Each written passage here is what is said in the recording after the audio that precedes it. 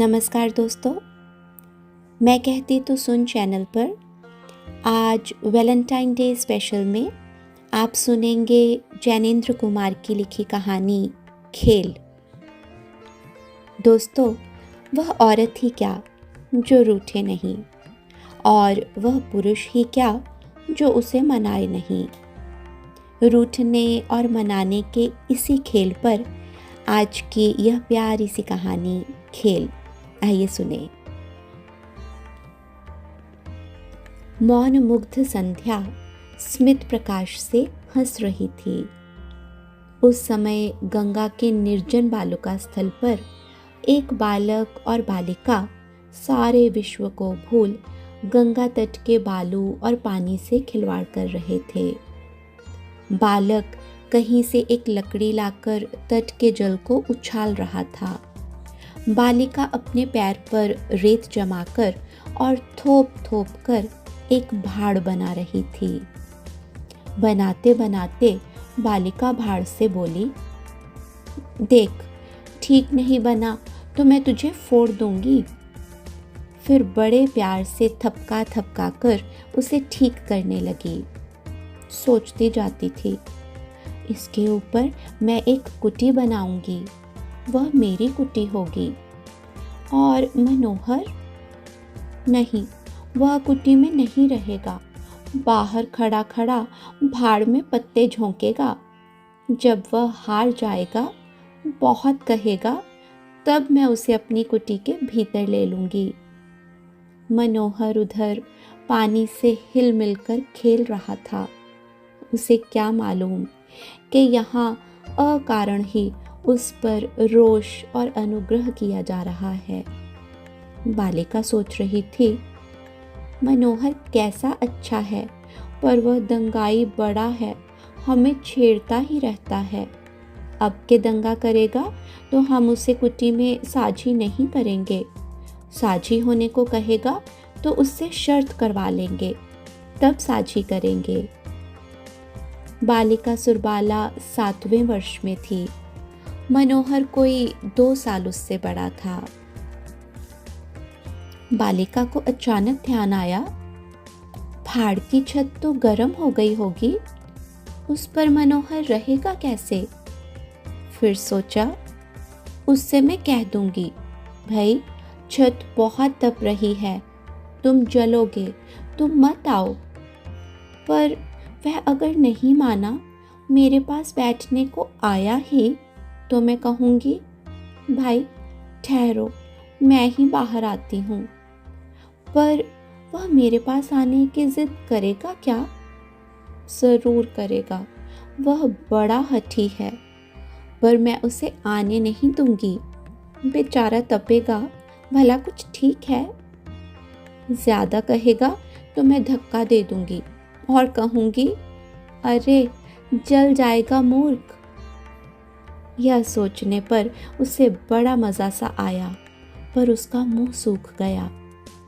उसे मानो सचमुच ही धक्का खाकर मनोहर के गिरने का हास्योत्पादक और करुण दृश्य सत्य की भांति प्रत्यक्ष हो गया। बालिका ने 2-1 पक्के हाथ भाड़ पर लगाकर देखा, भाड़ अब बिल्कुल बन गया है।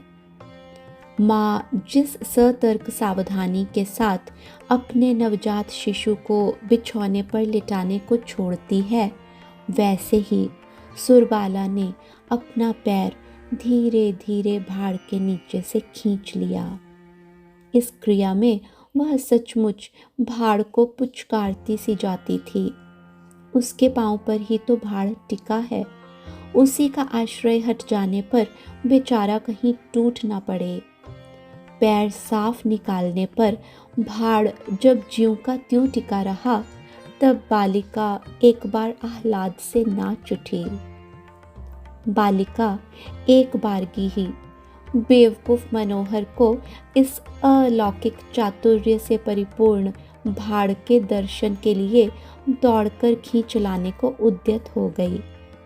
मूर्ख लड़का पानी से उलझ रहा है, यहाँ कैसी जबरदस्त कारगुजारी हुई है सो नहीं देखता। ऐसा पक्का भाड़ उसने कहीं देखा भी है, पर सोचा अभी नहीं, पहले कुटी तो बना लूं। यह सोचकर बालिका ने रेत की एक चुटकी ली और बड़े धीरे से भाड़ के सिर पर छोड़ दी। फिर दूसरी, फिर तीसरी, फिर चौथी। इस प्रकार 4 चुटकी रेत धीरे धीरे छोड़कर सुरबाला ने भाड़ के सिर पर अपनी कुटी तैयार कर ली। भाड़ तैयार हो गया, पर पड़ोस का भाड़ जब बालिका ने पूरा याद किया तो पता चला एक कमी रह गई। धुआं कहाँ से निकलेगा? तनिक सोचकर उसने एक सींग टेढ़ी करके उसमें गाड़ दी। बस ब्रह्मांड का सबसे संपूर्ण भाड़ और विश्व की सबसे सुंदर वस्तु तैयार हो गई। वह उस उज्जड मनोहर को इस अपूर्व कारीगरी का दर्शन कराएगी, पर अभी जरा थोड़ा देख तो और ले। सुरबाला मुंह बाए आंखें स्थिर करके इस भाड़ श्रेष्ठ को देखकर विस्मित और पुलकित होने लगी। परमात्मा कहाँ विराजते हैं? कोई इस बाला से पूछे तो वह बताए, इस भाड़ के जादू में। मनोहर अपनी सुर्री की याद कर पानी से नाता तोड़ हाथ की लकड़ी को भरपूर जोर से गंगा की धारा में फेंककर जब मुड़ा, तब सुश्री सुरबाला देवी एकटक अपनी परमात्म लीला के जादू को बूझने और सुलझने में लगी हुई थीं। मनोहर ने बाला की दृष्टि का अनुसरण कर देखा। श्रीमती जी बिल्कुल अपने भाड़ में अटकी हुई हैं। उसने जोर से कहकहा लगाकर एक लात में भाड़ का काम तमाम कर दिया। न जाने क्या किला फतह किया हो, ऐसे गर्व से भरकर निर्दयी मनोहर चिल्लाया, सुर्रो रानी। सुर्रो रानी मूक खड़ी थी। उनके मुंह पर जहां अभी परम विशुद्ध रस था, वहां एक शून्य फैल गया। रानी के सामने एक स्वर्ग आ खड़ा हुआ था। वह उन्हीं के हाथों का बनाया हुआ था और वह एक व्यक्ति को अपने साथ लेकर उस स्वर्ग की एक एक मनोरमता और स्वर्गीयता को दिखलाना चाहती थी। हाँ, हंत वही व्यक्ति, और उसने अपनी लात से उसे तोड़ फोड़ डाला। रानी हमारी बड़ी व्यथा से भर गई। हमारे विद्वान पाठकों में से कोई होता तो उन मूर्खों को समझाता, यह संसार क्षण भंगुर है, इसमें दुख क्या और सुख क्या, जो जिससे बनाया गया है वह उसी में लय हो जाता है, इसमें शोक और उद्वेग की क्या बात है। यह संसार जल का है, बुदबुदा फूटकर जल में ही चला जाएगा। जो यह नहीं समझते वे दया के पात्र हैं। अरे मूर्खा लड़की, तू समझ, सब ब्रह्मांड ब्रह्म का है और उसी में लीन हो जाएगा। इसलिए तू किस लिए व्यर्थ व्यथा सह रही है? रेत का तेरा भाड़ क्षणिक था, क्षण में लुप्त हो गया, रेत में मिल गया। इस पर खेद मत कर, इससे शिक्षा ले। जिसने लात मारकर तोड़ा है वह तो परमात्मा का केवल साधन मात्र है। परमात्मा तुझे नवीन शिक्षा देना चाहते हैं। लड़की, तू मूर्ख क्यों बनती है? परमात्मा की इस शिक्षा को समझ और परमात्मा तक पहुंचने का प्रयास कर। आदि आदि। पर बेचारी बालिका का दुर्भाग्य, कोई विज्ञ धीमान पंडित तत्वोपदेश के लिए गंगा तट पर नहीं पहुंच सका। हमें यह भी संदेह है कि सुर्री एकदम इतनी जड़ मूर्खा है कि यदि कोई परोपकाररत पंडित परमात्मा निर्देश से वहां पहुंचकर उपदेश देने भी लगे तो वह उनकी बात को नहीं सुनती और न समझती। और अब वहां निर्बुद्धि शठ मनोहर के सिवा कोई नहीं है, और मनोहर विश्व तत्व की एक भी बात नहीं जानता। उसका मन न जाने कैसा हो रहा है। कोई जैसे उसे भीतर ही भीतर मसोले डालता रहा है। लेकिन उसने बनकर कहा, सुर्री, थत पगली रूठती है। सुरबाला वैसे ही खड़ी रही। सुर्री, रूठते क्यों है? बाला तनिक ना हिली। सुर्री, सुर्री, ओ सुर्री। अब बनना न हो सका। मनोहर की आवाज हठात कंपी सी निकली। सुरबाला अब और मुंह फेर कर खड़ी हो गई। स्वर के इस कंपन का सामना शायद उससे न हो सका। सुरी, ओ सूर्या, मैं मनोहर हूँ मनोहर, मुझे मारती नहीं। यह मनोहर ने उसकी पीठ पीछे से कहा और ऐसे कहा जैसे वह यह प्रकट करना चाहता है कि वह रो नहीं रहा है। हम नहीं बोलते। बालिका से बिना बोले रहा न गया। उसका भार शायद स्वर्ग विलीन हो गया। उसका स्थान और बाला की सारी दुनिया का स्थान कांपती हुई मनोहर की आवाज ने ले लिया।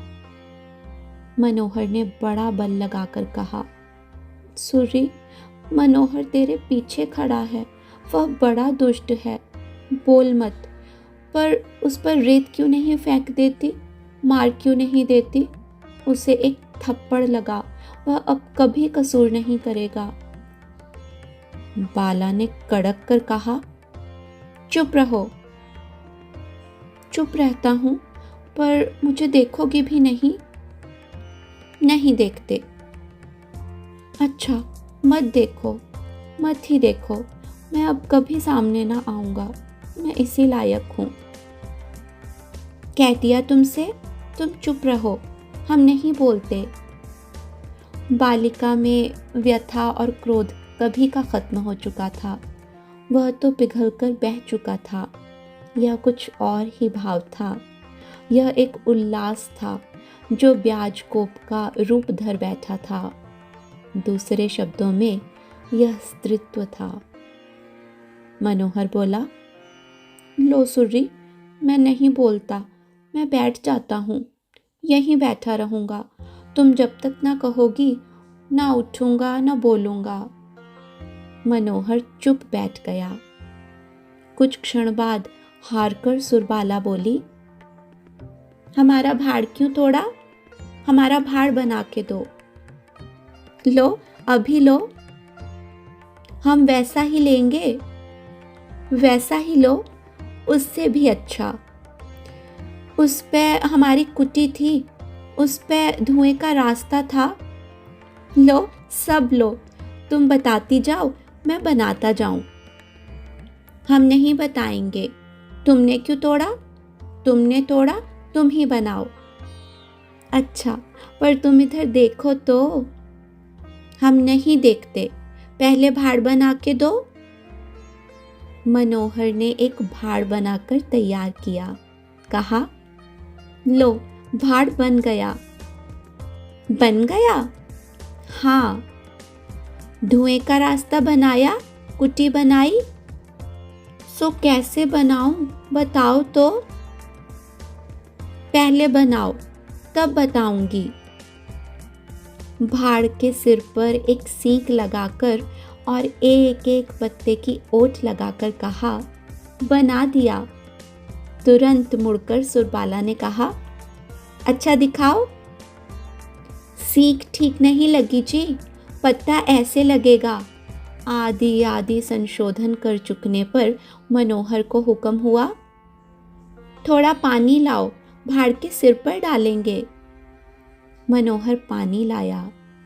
गंगा जल से कर पात्रों द्वारा वह भाड़ का अभिषेक करना ही चाहता था कि सुर्रो रानी ने एक लात से भाड़ के सिर को चकनाचूर कर दिया। सुरबाला रानी हंसी से नाच उठी। मनोहर उत्फुल्लता से कहकहा लगाने लगा, उस निर्जन प्रांत में वह निर्मल शिशु हास्य रव लहरें लेता हुआ व्याप्त हो गया। सूरज महाराज बालकों जैसे लाल लाल मुंह से गुलाबी गुलाबी हंसी हंस रहे थे।